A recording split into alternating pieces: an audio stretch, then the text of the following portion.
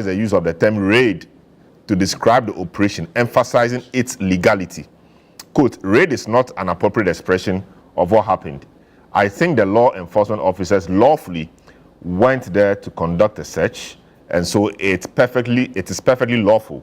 And so to use the word raid is clearly wrong. So that's what the majority leader is saying. He says that the minister is not available on Tuesday. Perhaps maybe some other day he may come. But the point he's making is, why are you bringing him? On what standing orders is he coming, etc., etc. But that's what Parliament to do.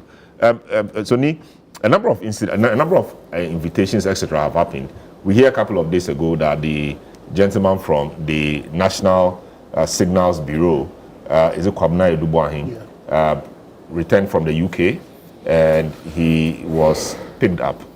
We don't know why he was picked up, and there was an name, Justice Shremsha also spoke about this. He put this on his Facebook today. He said, I visited Mr. Kwabena Edubuahin and his wife, Madam Angela J. Boating, who are in the custody of law enforcement officials and are assisting in investigations. They confirmed to me that they have access to counsel of their choice and are being treated well. No one, regardless of the nature of their suspicion or accusations, should be treated as guilty until they are actually proven guilty by a court of competent jurisdiction. That's the Deputy Attorney General Shremsha again saying this. So do we know why Kwabena Edubuahin is being questioned, and why is his wife also part of the process? Well, I think we all rely on the statement from the AGs, the deputy AGs, and that they are all being investigated for some offences that the Attorney General's department is working on based on the oral reports. And also, as a result of that, he was arrested on his arrival. He has been, and then his wife was also arrested. They've both been granted access to counsel. Some persons have been arrested and have been granted bail immediately and let go. Some persons, maybe the investigators need further and better particulars from them.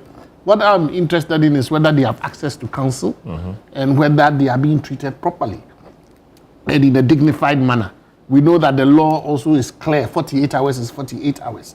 And once the 48 hours elapse or gets to, even if you're arrested on Friday, we no longer have the old system where, thanks to Martin Pebu, you're arrested on Friday. Then Monday, they will tell you that if the court don't sit on Monday, they will take you on Tuesday. Now 48 hours is 48 hours. Once the 48, even if it's on a Sunday, you can write to the Honorable Chief Justice and she would make sure that you get a court available to hear your bail application. And so we have come far in our criminal jurisprudence, and I think that we all are respectful of the law. And knowing the background of our current Attorney General and Deputy Attorney General, I have no doubts that they would ensure that the right things are done. And so far, all the persons that have been arrested, they've all been granted bail. I don't think it will change. The Gift Owari, everybody that at least you are aware of, nobody has even been kept and having to take into court for remand, which is a refreshing, departure from time past where people are taken in and are remanded and remanded and remanded. I'm sure Mr. Oliver Bakabo would have loved to have this experience, or the one who was granted bail recently, the NPP chairman's brother, Afoko would have loved to have been arrested, and within 48 hours he would have been granted bail. So I think that Ghana is being reset, where even as suspects, within 48 hours you are granted bail and you are allowed access to your clients. The Attorney General and Deputy Attorney General are giving you briefings on the status of persons in custody. Clearly, Ghana is not the same as it was, and I think that President Mahama should be congratulated for resetting our criminal procedure. I see. So just to provide some information, I mean, NIB invitations stroke arrest. Okay. So the Reverend Kusi Boating granted, he even didn't spend an hour of the National or Cathedral. He was out. He said he was not arrested. Yeah, he even said he was not arrested. He was invited and then he was let out. Apostle Professor Poku Nina, trustee, National Cathedral. Okay. Gifty Owari Mensah, Yes. former Deputy Executive Director All of on National bail. Service Authority. Yao Danso, former National Service Authority Accountant. Professor Christopher Meyer-Kumfi, former Chairman Public Also on Procurement bail. Authority. So all of them invited or arrested. Those, I mean, And granted bail. And also airport arrests. We have just one, Kobna Eduboating, former Director General, National Signals Bureau, one we just spoke about. So, I mean, we'll be moving on from here now. Just 1 minute. But I want to find out, when people go to the CID or they go to IOCO or these investigative bodies, they keep them there for a long time. Why do you keep them there for a long time? Is it that throughout their stay there, you are questioning them, or they say sometimes they'll stay there for 5 hours, you come and ask them one question, and then you go again 3 hours and come and ask them one question. Is it part of the process to frustrate them? I mean, how does it work? That is unprofessional, because we used to say that you rush to arrest and then you delay in investigating them. Because once you rush and arrest the person, the moment the person is arrested and is brought to the station, interrogation begins, and then if you need to write statement, initial statement, because you need to find out what his involvement in the crime. But if you go and arrest and you bring him there, he sits at the counterback or sit at the station for hours on end. That is unethical. But that's what you would do. Yes, it's unethical.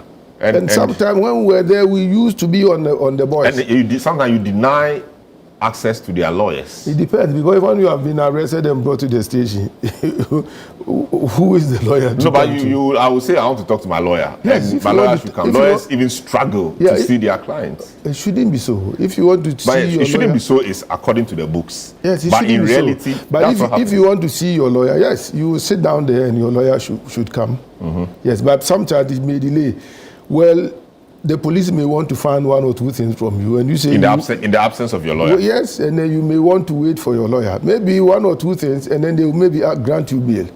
But if you insist on seeing your lawyer, depending maybe on the nature of the case, and the lawyer is not coming, you yourself delay yourself. Yes, so it depends on the nature. And why is it you arrest them, take them to the head office, headquarters, and you put them in a car, pass on places, and go and put them in another place? Nobody knows. Why all of that? I cannot speak to that, because, of course, we have bad boys in the police as well who want to do all this. Maybe some of them are doing it because when they take you through this ordeal, that is when they may get some money from you. They may get money, or they may get to do. They may extort money from you because they are doing this and that. Not confession as such, because you have picked the person, you don't know whether he's actually implicated in the case.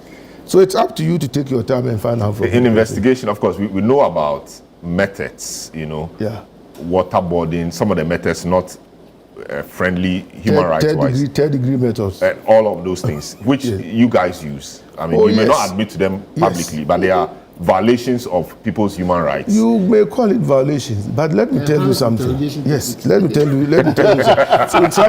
Sometimes we say third degree methods. And we went to some other country and they told us there were boys they arrested, criminals, they knew what they had done, and these boys will not confess or admit. So they got some mice. Mice? Yes. Tied up the address down here and put the mice in there. And within seconds they were confessing.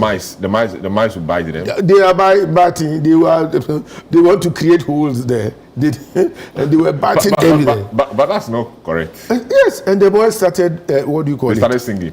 They started confessing.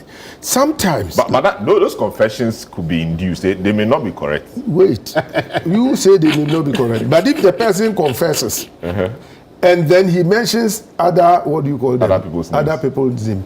And then we pick the other people, and we don't use mice, or we don't use and they corroborate. You say they haven't done their job. But no criminal, especially those highway robbers, the Fulanis who are robbing on the highways. But some Fulanis, not all of them. I mean, Fulanis, they are just like anybody. Yeah. Okay, yes. Some Fulanis who are robbing on the highways, nobody will tell you he's involved in robbery. So you have to use the dark methods to get the information.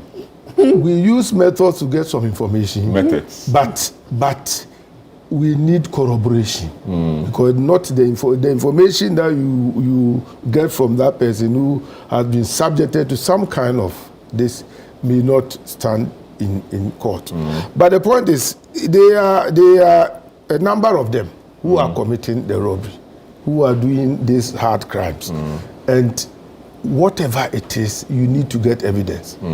Like what is happening in Boku, there is nobody in Boku that you catch and he will tell you that he knows anything about the killings in Boku. But every time there are killings in Boku, people are being killed. They know themselves. They know who are doing it, but nobody. And so if you use what do you call it, conventional methods, soft methods, you won't get anywhere. So I'm not saying that we. So you abuse your rights more to get information. You do something that will enable you get evidence, will enable you get information from them. I see. No matter what informants, what confidential individuals you have who will help you, because the person was not caught while committing the crime. The person denied. In Boku, Wale, look at what happened in Wale recently. They blocked the road and they were killing people like that. And have we been able to arrest one person? And if you get somebody and then we have information about some of the people who were doing this. I have some pictures of them on my phone. While you get them and then see if they will speak the truth or go around and ask. They are always there to protect their own. So these enhanced methods you are talking about, or the dark methods, third-degree methods, however you call them, if they are practical arithmetic. Practical arithmetic. These are the names. So these practical arithmetic methods. If the person, for example, was a public officer, like the ones we are seeing, you have some information and they are refusing. No, these are not for public officers. These ones I'm talking about robbers, criminals. But you are investigating for criminal. But if it is about money, there are ways of getting evidence. And so you will not use those processes. No. If it's about money, somebody has stolen money. These things are there. But it's violent crimes, robbers, armed robbers. Criminals who have killed and are hiding, you haven't caught them committing the crime. But it's not those who have stolen money and all, because there is always ways and means maybe to get evidence to connect them. I see. But I just want to speak a little about this search and then the caliber of personalities who were conducting the search. You see, people are making a whole lot of noise because of one person. And all of us know, because of one person. And I was saying that one person is the director of special operations. I think he's in a very high position. If he relaxes, he has a deputy who is a police officer of the rank of assistant commissioner. If he is allowed to lead the operation, you see that all this will toe down somehow. Because he has challenges because of what the ordeal he went through. And so people think that he's out there for vengeance. So why wouldn't he be sidestepped and somebody else take over and lead the operation? Because I know a whole assistant commissioner of police is also there. So he can lead the operation. And he has been in this such things for a while. Yes, for a while. Very well. Great. Seth, your final word on it, just 1 minute. Thank you for the opportunity. My final word, your question was abuse of power or accountability. I think it's a total failure, and the government must sit up. You are a good counsel advising them, kindly advise them to do the right thing. I don't think that's what you would love to see. Maybe that's what you'd love to see, then I'll see you behind the program and then we have a conversation. But I think it's abuse of power and accountability. We don't need to run Ghana this way. Ghana is so sweet and nice for all of us. If I'm culpable, let the Lord deal with me. Don't just abuse my rights. I don't believe in that. Like the COP just ended on this statement. I don't think the head person must be seen all around. And if I see him and he goes wrong, I'll say it. And then he doesn't want me to be saying it. So he advise them as a good counsel. Very well. I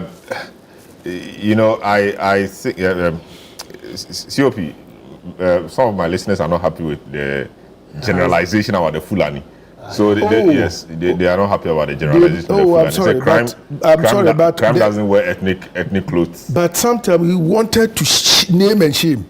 But you can't say, for example, Ashantis are stealing here or Elwes are stealing here. No, that's what you corrected, and I said, okay, some Fulani. But most of the highway robberies, Ashanti region, Mampong, Ejura, this. When I was here, they arrested about 41 of them. Yes, but there are a lot of people. I'm not saying every Fulani. There are good Fulanis. Very well. So the generalization is where the problem is. Okay, I'm sorry for that. But they should advise their own. No, but you're still saying it. So the generalization they should advise if they should. But there are Elwes who commit crime. There are Ashantis who commit crime. There are Fantis who commit crime. But I was talking about highway robbery, and the highway robberies are mostly committed by some of these Fulanis. And I have evidence. But it is wrong to generalize. I'm not some. You say some, and I'm saying some. The highway robberies that are happening today in the northern part of Ghana, they may not like it, but it is happening. And I'm saying that my experience, I have dealt with most of them. I can mention. So you take that out and say Ghanaians who are doing bad things, highway robbers. But if you take them out too, to paint a whole. No, I'm not saying every Fulani because I work with some Fulani. So the same with some Elwes and some Gans and some Ashantis also do same. Yes, some. I see. Some. If you go to what do you call it, Afram Plains, some of them are engaged in robbery.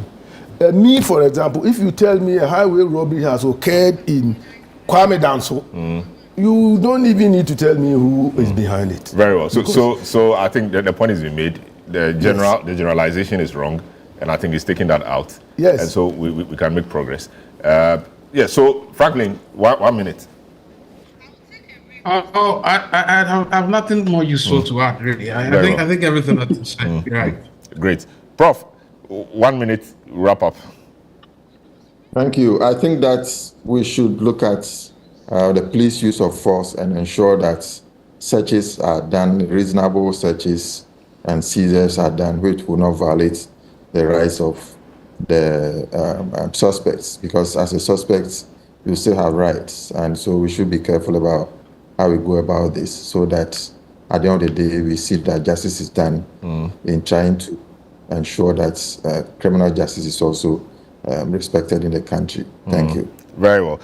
Just one message before we go. Chris in Ashalibuchi says, as much as I condemn the Rambo style of invading the homes of former appointees, my question is, where were those crying wolf wolves today when appointees of the previous NDC regimes were chased around in this country like war criminals? The NPP only came back to their senses when they were in opposition.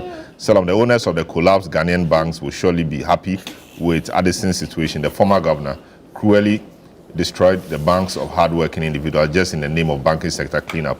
I don't know why Addison and Ofurata crying over house cleanup, just like banking sector cleanup. This is Chris from Ashalibuchi. We'll take a short break. When we return, we will delve into the next matter, which is the NPP rates and the disciplinary actions they are exacting. Thanks so much to COP retired Bright Odro. Very, very good. Prof, thanks so much also for joining us. We are grateful.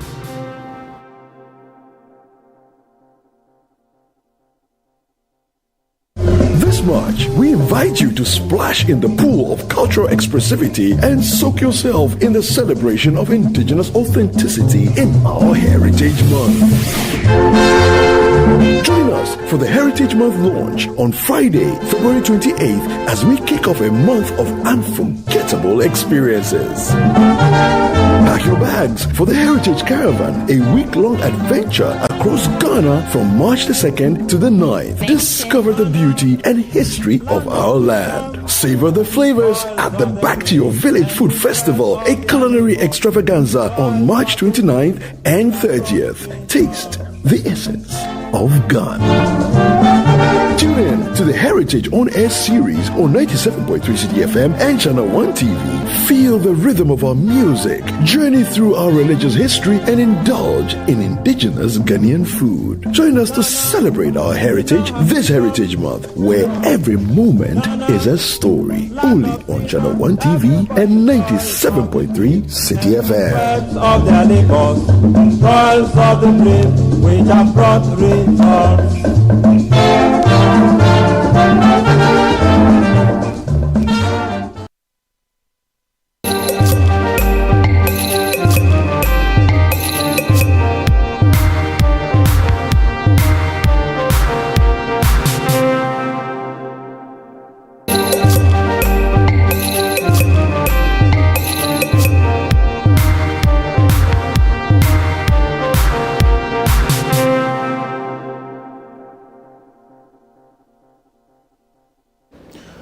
All right, you're welcome back to the big issue, 97.3 City FM. Just going back to a discussion on the so-called raids or searches in the homes of some former public officials. The BOG governor's house was searched or raided earlier in the week, and a number of matters have arisen therefrom, and so we discussed all of that. Now we want to look at some raw politics. I mean, the NPP politics.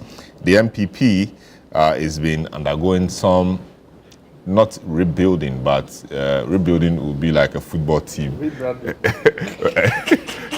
Someone say rebranding, but they've been trying to put their house in order and set up a committee chaired by Professor Michael Quay, like the NDC did in 2017, the Professor Kwesi Committee.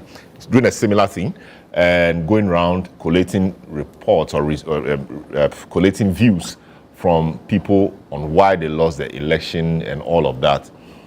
It does appear that some persons have been speaking. The Honorable Osechi Mensah Bonsu, we understand, chaired a committee put together by the Ashanti Regional Party, where he went around, spoke to me, and then authored a report.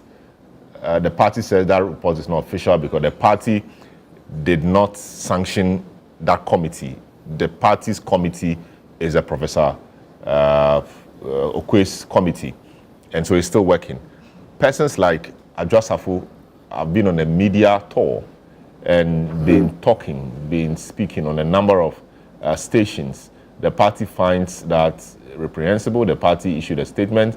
It still continued, and a few days ago, the party issued a statement informing the public and itself that the matter has been referred to the disciplinary committee. So we'll look at that. Why wouldn't the people speak? I mean, why would they speak? Why wouldn't they vent their frustration so that it leaves them? Why must they keep it? They want to speak because Adwoa Safo, for example, says so many things were said about her.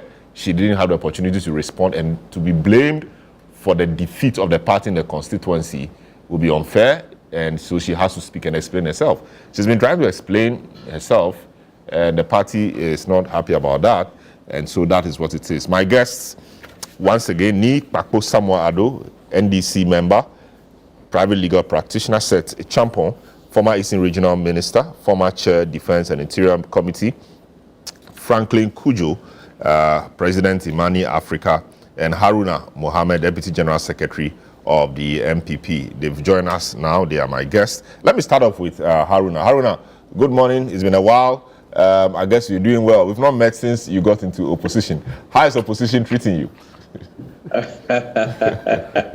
Hello. Good morning to you. Yes. I think this is not my first time of being in opposition. Okay. From 2009 to 2016, I have been in opposition when I was working at the regional level. So at least I've had a full taste of 8 years of being in opposition, though I was not occupying such a high office as Deputy General Secretary. The life in opposition is the same thing. We've just gone out and we are seeing a lot of a downgrade that is ongoing within the political landscape and governance in Ghana. And what we were promised is not what we are getting. And I believe that Nikpaku sitting there when we were in power, on Saturdays he was organizing Kenke parties. I don't know whether today he has been able to organize a KK party before he came to the studio. He's somebody that I love so much, and I would take the opportunity to say good morning to the former Eastern Regional Minister and President Imani Ghana, Mr. Franklin Kujo. Very well. So, what's this whole idea? People in the party cannot talk again. The NPP is a party of people who speak their minds. Freedom. Indeed, yes, freedom in development. Now, is it a case that you are stopping people from speaking their minds? What's the plan? Oh, Salom, I know in the recent past, last few weeks or days, this has been a very topical matter for the media and the entire citizens of Ghana with respect to the decision that was taken by my boss, the General Secretary of the party. I want to give you some little background to this particular directive. We had a meeting, the National Executive Committee meeting, somewhere last 2 weeks. You've mentioned a report that is coming from an Ashanti region, the commentaries that I've gone through. A number of people have spoken on matters relative to the party. Some has been very distasteful in terms of how these discussions has been done. A lot of people have brought up complaints regarding some of these particular discussions in the media landscape. And what we do know is that every corporate organization, inclusive of the New Patriotic Party, has rules and guidelines that guides what we do. Salom, even in the media cycle, we have what we call censorship, or what you call ethical procedures in terms of how discussions are done. Censorship does not necessarily mean that you should be stopped from speaking. And if I may explain further, that censorship, if you look at it carefully, is said to be the charging or the suppression or prohibition of speech or writing that is deemed subversive of the common good. The key word here is subversive. What then is subversive? A behavior or activity that is trying to destroy or damage something, especially an established political system. So you look at this, it means that in the minds of the people, and even in the Constitution of the Republic of Ghana, your right to speak also ends at a certain point when somebody's right begins from there. So your right to speech also has limitations because we are guided by rules and regulation. If you read in Article 35 of the party's constitution, it is said, duties of a member. A member shall have the right and duties at all times. 1, to promote and defend the good name of the party, and to protect the unity of the party and be loyal and truthful to the party. Very key one is to abide by and publicly uphold the decision of the party. At the last NEC meeting, the complaints that came, the National Executive Committee looked at it, and the National Executive Committee composition is very huge, which includes the national chairman, who is the chair at any point in time, who calls for the meetings. We have, if there is a sitting president, he sits in. If there's a former president, he sits in. If there is a sitting vice president or a former vice president, he sits in. If you have a former parliamentary candidate, a former flag bearer or a sitting flag bearer, he sits in. So the rest of the composition include the regional chairman and the entire National Executive Committee members. We also have heads of other committees that are representing party in parliament. So there are a whole lot of membership that is put in there. A decision was taken that these various complaints that are coming in, at this material point in time, what we have to do as a party is to refer these persons to a body which is part of the structure of the party, which is the National Council of Elders, which is headed by Honorable Hagman Osuajiman, who is also a member of the National Executive Committee.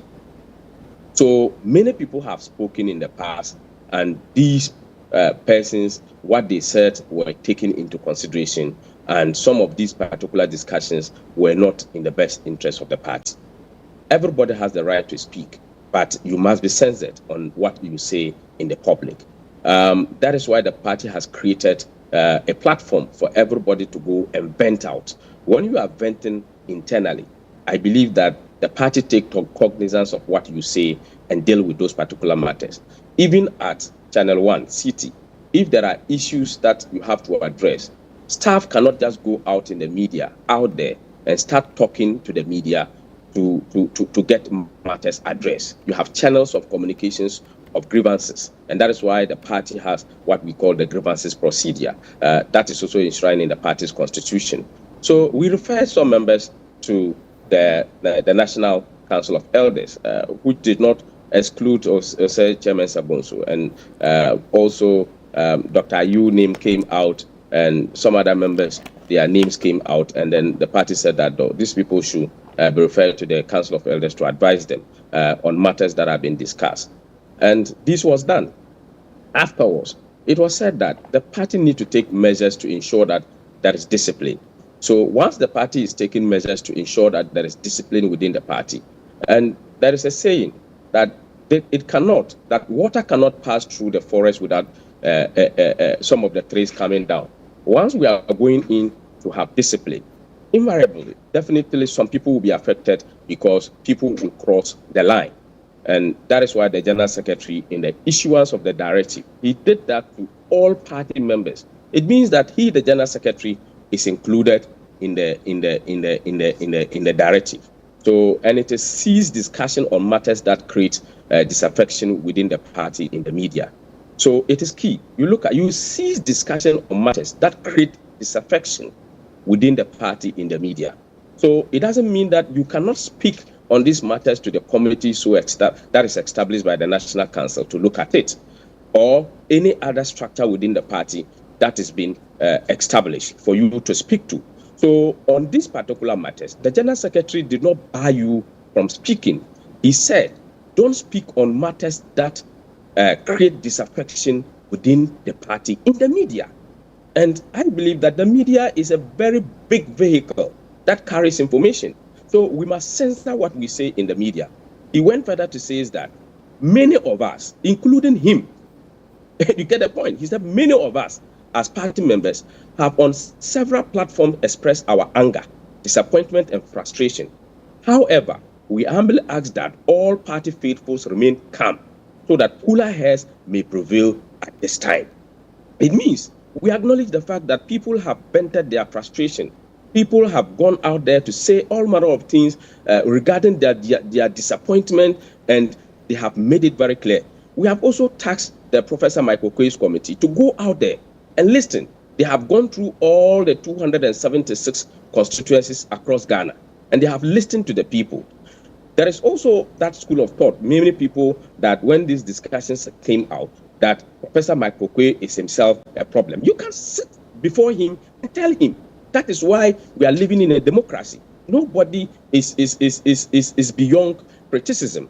And I believe that many people have come for the head of the General Secretary with respect to the statement that he has issued. Yes, as a leader, you must be confronted with difficulties. And that is why he took that bold decision to ensure that we need to have discipline in our party.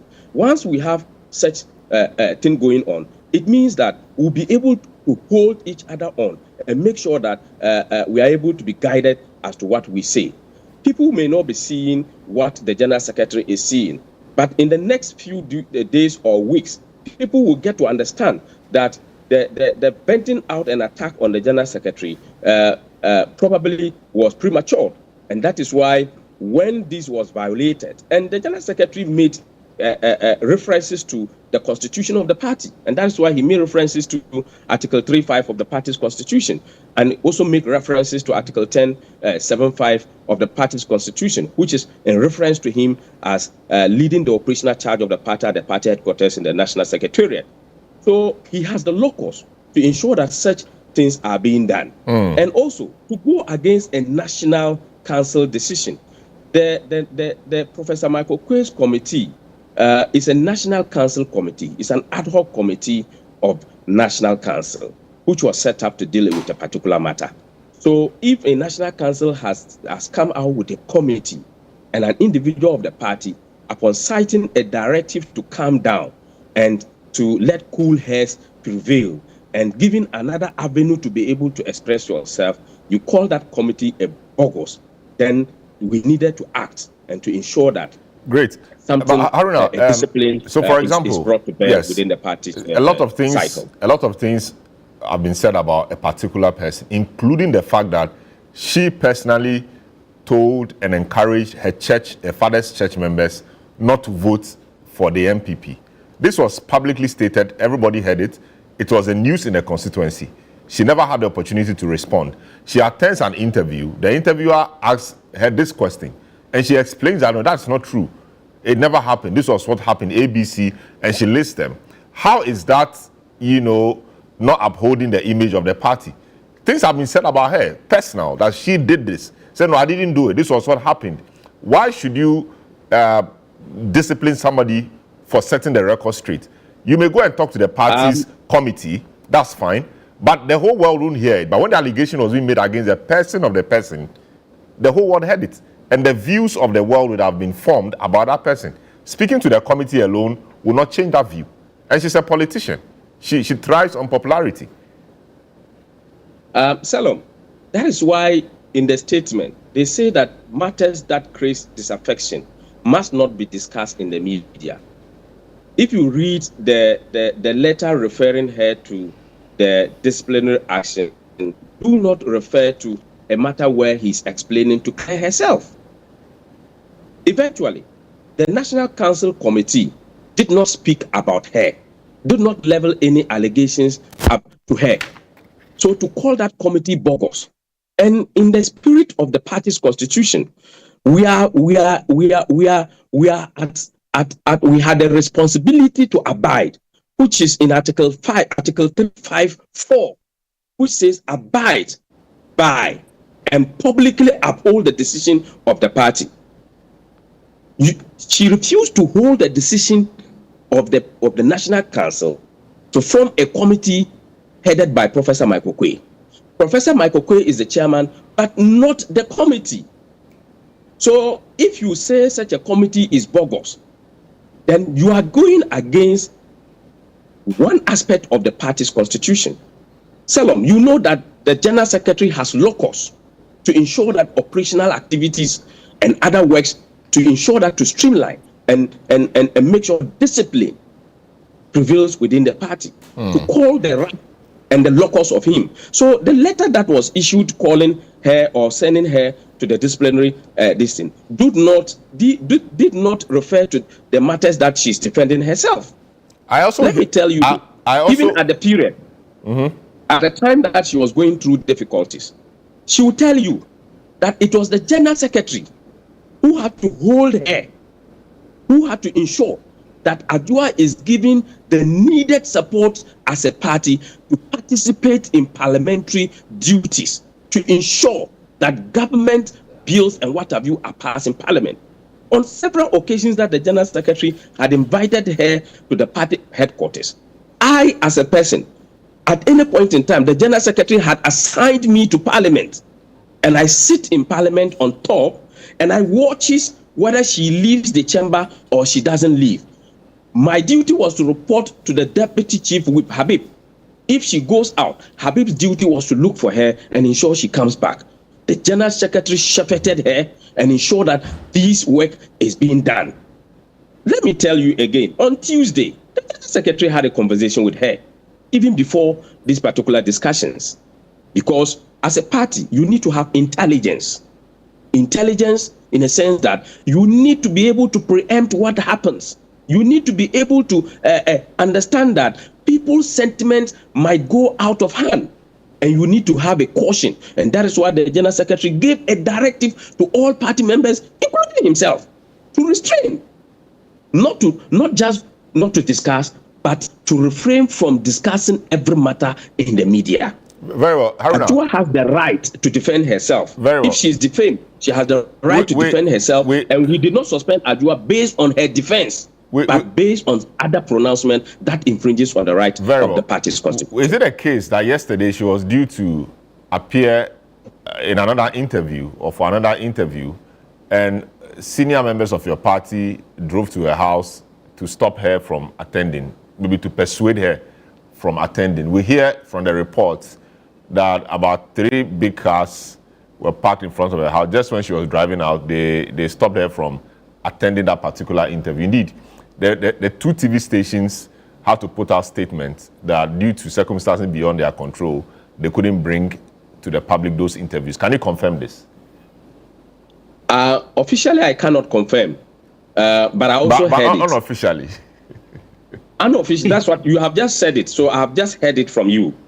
So I have not officially heard it, but hearing it from you now indicates that the party has leaders, the party has elders who thinks that some of these things must be checked. And that is why I said that the General Secretary himself has had the cause to call her. That was Tuesday, even before these discussions and these issuance of directives had come out. On the day that she was even going to appear on the media, I was in Accra by then. The General Secretary had tasked me to call her. And General Secretary himself sent the directive to her. So it's not that we have not done any backstage conversation, but what we are seeking to save and people are not seeing, when it begins to fall, people will start to call the heads of many. Very well. And that is why we did not suspend Adwoa. We rather referred Adwoa to the disciplinary committee to hear her out. Adwoa still have the right and responsibility to put down any other matter she thinks that cannot be heard in the media, but she has the right to defend herself on matters that she has been attacked, which necessarily would not impugn or create disaffection within the party. Very well. Honorable Seti Champon, have you met the committee yet? Unless, of course, you don't have any. Okay, so I hear Honorable Seti Champon is not on. Franklin, hearing the Deputy General Secretary explain the party's position, and I'm sure you've heard snippets of what Adwoa Safo has been saying around freedom of speech, speaking your mind, etc., etc. Where does this leave you? Good morning, Haruna. Well, I think the lady must be heard, especially because, as you rightly were questioning Haruna, this lady had been columnized in the media. She's been a lot of things we heard about her, some of which I was even surprised at. But now she's speaking, and I think we need to let her speak. For me, the NPP is not a secret organization. If it is one, maybe they should let us know. Because the very things they're even asking us, not asking members not to be discussing, as in their angst against how they lost power, it's known to everybody anyway. I mean, everybody knows why the NPP lost power. I'm even surprised that, well, it's good to conduct a study, but I'll be surprised if they got something different from what everybody knows now. And one of the cardinal points which Adwoa was actually mentioning, which I thought was, I'm sure it will be captured in that report, is that the leadership did not listen. Don't forget that when Adwoa suggested that the school feeding fund was raided by some members of the party and that she asked for a special audit to be done, the president at the time said, well, probably did not do anything about it. You see, this is interesting because if you remember, because Frimpong Martin said something similar. There have been times when some of us have even had issues, we go and complain, and then eventually we hear it in the public domain. The president described it as dumb squid. So I'm not entirely surprised that when Adwoa was speaking and referring to some of those examples, they were entirely wrong. Look, party matters obviously must be discussed within a certain framework, and I'd accept that. But not when one person has been columnized and denigrated, and I feel it's targeting a woman unfairly because a lot of people have been speaking about these issues anyway.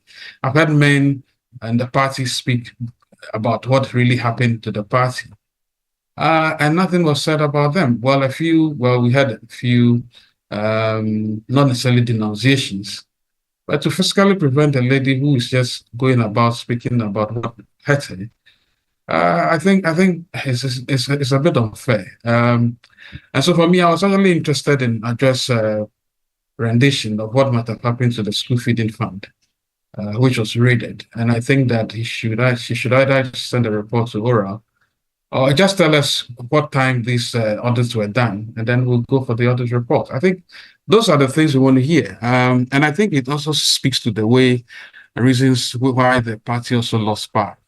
if corruption was one of the reasons why the party lost power, of course, it's been accused of losing power. Some of us said a few things, but we were denied. We were said to be noisemakers. Now, if someone from the same party now comes to tell you that, look, I conducted something like this, and if it had come out, the party probably would have lost more votes. Those are things that are really important for us to know. So for me, as I said, unless the NPP believes there's a secret organization, which I think it's not, but their motto is development and freedom. And if you are doing an inquisition of this sort, then you must be ready to bear it all. And you must be ready. In any case, unless they don't want us to see the report eventually, that they will do anyway. But as I said, it's neither here nor there. But some of us are of the view that the party knows why it lost. But Franklin, I mean, if you're in a group, there's a group culture. There's a way you conduct yourself. If the group says that don't discuss matters that will further destroy the fortunes of the party, you don't flout that. I mean, can you imagine everybody going out speaking? That will create serious problems for the party. And so they are controlling that. If you have a problem, go tell the committee. I agree, but except that there's this double-edged sword. I mean, there's this double. I don't like to call the word. I don't like to use the word hypocrisy. But men have been speaking about these matters anyway, and I've not seen any real, authoritative. Basically, the hammer coming down at them the way it's come down to Adwoa. I don't think it's fair, And then secondly, the issue really is, look, Adwoa, as I said, has so many things were said about her. Maybe she should also take part of the blame, because when we needed her, she was sending all kinds of TikTok videos at that time. I remember when we were trying to find out where she wasn't giving us information. She's not giving us details of that. So maybe some of the sympathy now seems to be waned. But I think generally this lady has suffered too much. And I think that it was her time to speak. If all those persons who are now calling on her to be circumspect have done their best, have done their due, I don't think the lady will be speaking the way she spoke. And as I said, while I admit that the party needs to do some introspection and must not allow people to be speaking by heart, if I can use that word, I think it behooves on the leadership as well to be seen to be fair. If the men are speaking about the issues, there are so many of them who speak about this. I read most of them in WhatsApp groups. I read many of the things on social media.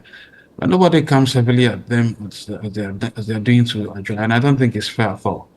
So, look, this matter must be discussed. I don't think that it is fair. But in any case, as I said, whatever they're trying to internalize, you probably already know anyway. If it is the case that you don't discuss your dirty leaning outside, he's not accusing people unfairly. I don't think she's doing that at all. I think all that she's saying, most of these things we already know anyway. Maybe I can understand that, well, maybe she's now on the tour to clear her name, and it appears that the lady speaks really well as well, besides the slangs, which I enjoy. Party and committee, I think I love those words.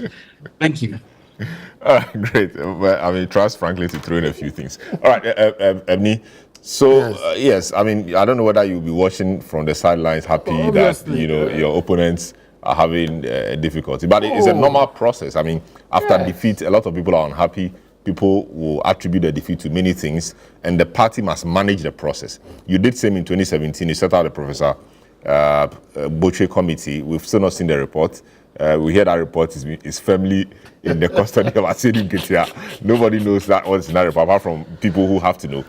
So, I mean, what's different about this? And I'm sure your people also announced that you should be circumspect about comments you make on radio. It's a similar thing they're making. If a party issues a directive and you go against it, I mean, there should be sanctions. Well, when you preach that you are the Freedom in Development Party. Development in freedom. Development in freedom. You are human rights. You are, nobody sells you out in a certain way. You've packaged the party as a party that believes in libertarian ideas. They are far right. Is it far right? Or they are center of right. Center of right. Rule of law, freedom of speech. You find it a bit difficult when then there's the gagging of members especially somebody like Adwoa Safo, who has risen all the way to be a deputy majority leader, cabinet minister, says that she has. You see, the thing with Adwoa's, and when you listen to Adwoa Safo's complaints, you know, it's like she feels she had been vilified, you know, and she has not had the opportunity to speak out. And so once she now is no longer in power, and the point was that, well, you know, she had abandoned her seat. You know, this was said out openly. I mean, let's not pretend that even the leadership said she could not be reached, and that they had tried to call her. They took her through the disciplinary process in Parliament, the Privileges Committee, newspaper adverts were made. Adwoa Safo has abandoned her people, you know. And unfortunately, this woman had lost a child, had to go to the US to attend to her other son that was not well. You know, they played her against her constituency, and she eventually lost the opportunity to represent her constituency. She's bitter. Clearly, somebody like that will be very, very aggrieved. She's even spoken about attacks against her father, you understand, among others. The party clearly has not been able to manage her grievances, and that is why she has had to come out to speak the way she is speaking. I think that things could be managed better. And I think the point that, and I think they realized quite quickly that threatening her with disciplinary measures and all that was not going to work. That's why the leadership had to ambush her in her house and try to. And I think that was a better approach, because I suspect that was why she didn't continue with the media rounds. You know, you need to engage. Politics is about numbers. You understand? You may discuss, and remember, her constituency is the largest in Ghana, for that matter. And at her height, she was commanding figures almost 80,000 votes. And to drop from 80,000 to 50,000 is a steep drop. You understand? So if you are familiar with the terrain of that particular constituency, her father and the Christopher Safo Church probably were the earliest settlers in that area. And their membership accounts for a huge number of the votes in that constituency. So you can't take her for granted. And I think that it speaks to it. You know, the NPP is going through a phase. How they manage that phase in terms of the post-election, what do you call it, management, the crisis they find themselves in, would be critical. Because you see, you have first, if you listen to Adwoa, she is alleging that this whole Professor Okwe committee is being set up to disqualify Dr. Bawumia from contesting. She said it. Yeah, but that's just an allegation. But this is from a former deputy minority, a former cabinet minister, for that matter. It's telling you that the entire mission of the Professor Michael Okwe committee is to disqualify Dr. Bawumia and to prop up somebody else. And you know, you have the Mr. Ajapon group who are also pushing that Dr. Bawumia should be jettisoned and a new candidate should be brought. All of those dynamics have serious consequences for the NPP moving forward. You jettison Dr. Bawumia at this time, you are guaranteeing that the northern region the northern votes are going to ask questions. Why is it that for somebody who has had, is it 38 or 41%? 41. Okay. 41. You know, we keep getting this 38%. Is wrong. Okay. You have the 41% candidate who is now clearly the most, marketed candidate amongst the NPP as a first-time national candidate. Why should you jettison him for a new person? If you bring Mr. Ajapon, you are re-emphasizing or introducing this concept of the party being an Akan party.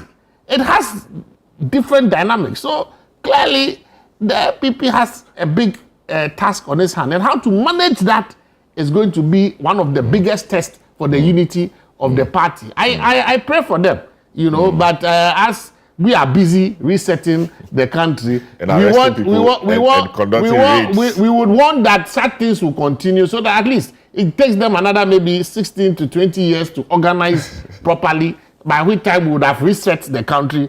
And then maybe if God wills and they are coming back, probably in 16, 20 or 24 years, the country would have been properly set with a new crop of leaders. Maybe my good friend then would have moved from general secretary to either vice president or vice presidential candidate, so that by then things would have been set. But it's a worrying sign. We need a strong opposition. We don't need an opposition that is a diversion on national issues. And so I pray for them. Very well. So I'll come back to you, Haruna, but let me take a short break. I'll come back, then we wrap up. This is the big issue. Don't go away.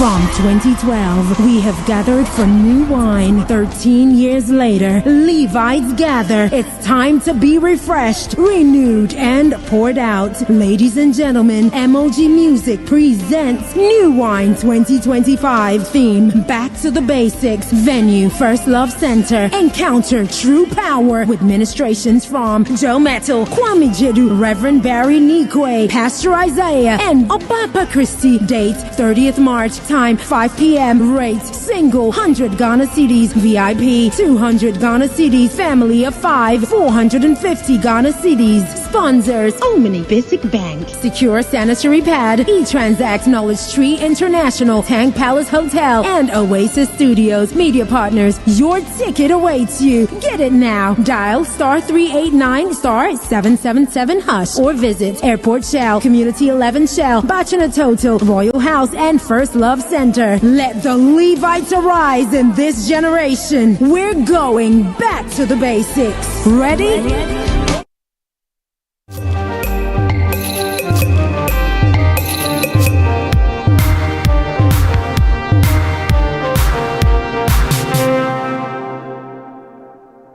Yeah, welcome back. This is a big issue, the final lap of the program. We are discussing the NPP, Adwoa, Safo, and a few other matters of the opposition. I mean, they are rebuilding, and they have a committee collating views about why they lost and what can be done to recapture power. Professor Michael Kwe is the one leading that committee. My guests are Haruna Mohammed, Deputy General Secretary of the NPP, Franklin Kujo, President, Imani Africa, and Nick Papo Samoa, the private legal practitioner and a member of the NDC. Haruna, so yes, many have said that perhaps Professor Michael Kwe shouldn't be the one to lead the committee. He was too actively involved in the process. Unlike Professor Kwesi Botwe, he has been very active in the process. I think that's why Adwoa Safo said that report, the first page, should be on Domi Kwabena. What do you make of this position by people when they say that he was been too active in the process and so he shouldn't be the one to be fact-finding? Salom, I disagree, and I'll tell you why. Professor Michael Kwe fronted one aspect of the process, and that is when he chaired the flag bearership election. If you check any other party activity relative to the contest of the 2024 general elections, Professor Michael Kwe has not been featured in any of those particular processes. His son might have been a candidate in the elections, and this is not the first time that the son had contested within the primaries for Domi Kwabena. I can see or get the pain that is coming from Honorable Adwoa Safo. If you have had the cause to contest for elections before, and certain issues comes up and you eventually loses such a primary, you would be pained. For that one, I admit, even though I have not contested elections, I have led people into elections. It's very difficult to lose an election. So it's not entirely true that Professor Michael Kwe was too much involved in the process. He was not involved in the process. He was not part of the campaign team. he was not part of any committee at the national level relative to the conduct of the 2024 general elections. The reason behind this committee was to have it formed in two. That is to have one committee to look at the structure and amendment to the party's constitution, and the other aspect to look at the review of why we lost the elections. So two committees were to be set up, but on the 2nd of January, in the wisdom of the National Council, these two committees were put together. And you know the membership. Apart from Professor Makokwe, we have Emeritus Professor Yantia Mwabedu. We also have Professor Kofi Osei Akwaku, Professor Samuel Bet Udikusi, Dr. Phyllis Yamua, Dr. Joseph Ajapong Damo. We also have Mr. F.F. Anto. We also have Mr. Kwekudomfe, Honorable Gifty Kusi, Honorable Abdullah Banga, lawyer Seduna Segri, and William Siamwa as member secretary.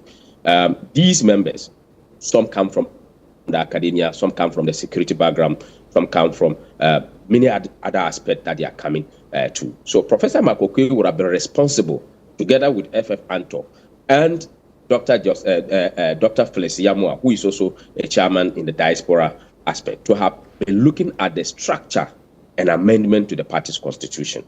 Once all these members were put together, he being the senior most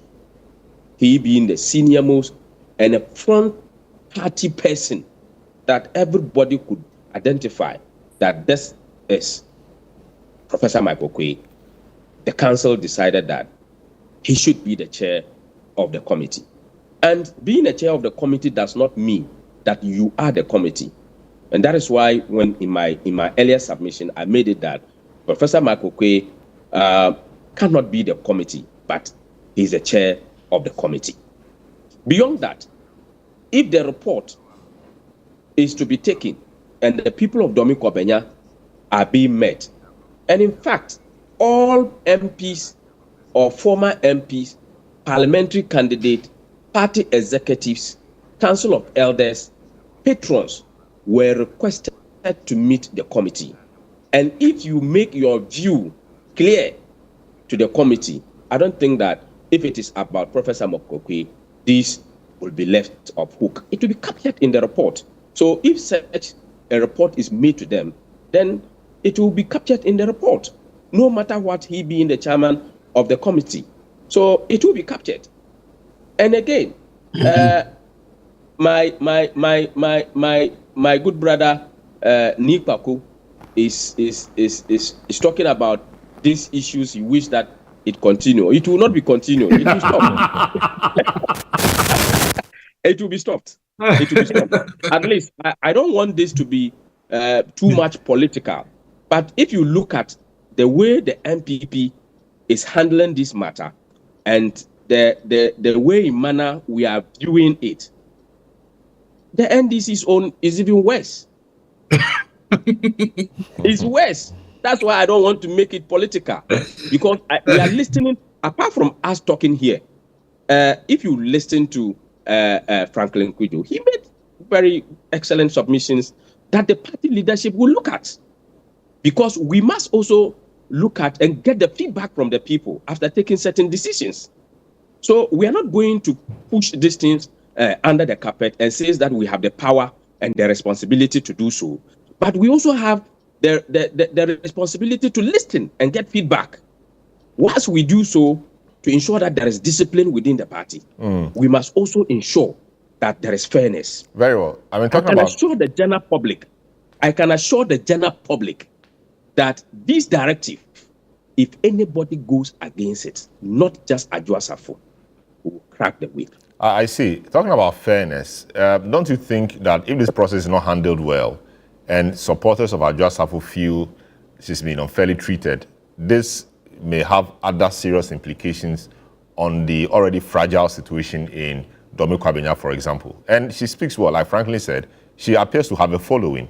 She's connected to a few people, and I'm not sure she's doing this just on her own. I think she has some backing from some seniors as well. You disagree that if this is not handled well, it may degenerate and create more problems? Oh, Salom, you've made the right point. We must handle it well, and that is very key. Because well here is that nobody should be mistreated. And the General Secretary is not ready to mistreat anybody. We are going to ensure that some of these things will be curtailed and to ensure that discipline is brought back. Very well. Notwithstanding that, we are not going to also stay and say that we have the pen and paper. We will also go backstage and make several contacts with party members and leaders who also have same things to say. So we would not, even after this, we have made several efforts to get to Adwoa Safo, but I must stay here that we did not send anybody to go and physically block Adwoa. We have made a referral. If she continues to go to the media to discuss, she will suffer the punishment. We can't continue to be referring her because we have already make a referral to the disciplinary committee. It's left with the committee to interrogate the issues, and after the referral, other issues that have come out, it's left with the committee to do so. Very well. And the committee will report back to National Executive Committee per what the Constitution has so stated. Very well. Franklin, your final word on this. Well, I think everything must be done to encourage people within the parties to speak, but they must speak within what I call democratic centralism. There's a certain sense that you could rein in all those people if you reach to them nicely, right? But if you rebuff them in public, they are also members in their own rights. And like I just said, she sounded as though, well, I'm even older than the General Secretary. Who is she? Who is he? You understand? You don't want to have this open spy in the public. But as I said, even when they finish their report, they should be able to discuss aspects of it, a majority of it. And then they could also call on us to tell them that they lost spar since 2022, really. Very well. Great. Nikako, your final word on this. We pray for the NPP. We pray for them. I think that as a government, we are very clear on resetting the country. We need a viable opposition. But if an opposition decides that they will be distracted and allow themselves some inner fights which will prolong and help them to reform the party over 16 to 24 years, I think that is okay. That will give President Mahama and the NDC enough time to reset the country, because the chaos in the NPP right now clearly does not look like a party ready to come to power anytime soon. So we pray to God that God himself will be with them and guide them over the 40-year wilderness that they definitely, we pray they will be in. Yes, very well. Amen. Very well. You say amen. don't put me in trouble. All right, so this is how we conclude today's edition of the program. Thanks so much to Nick Papo. Thanks so much to Haruna Muhammad. Thanks so much to Franklin Kujo. My name is Selam Adonu. Have a good afternoon.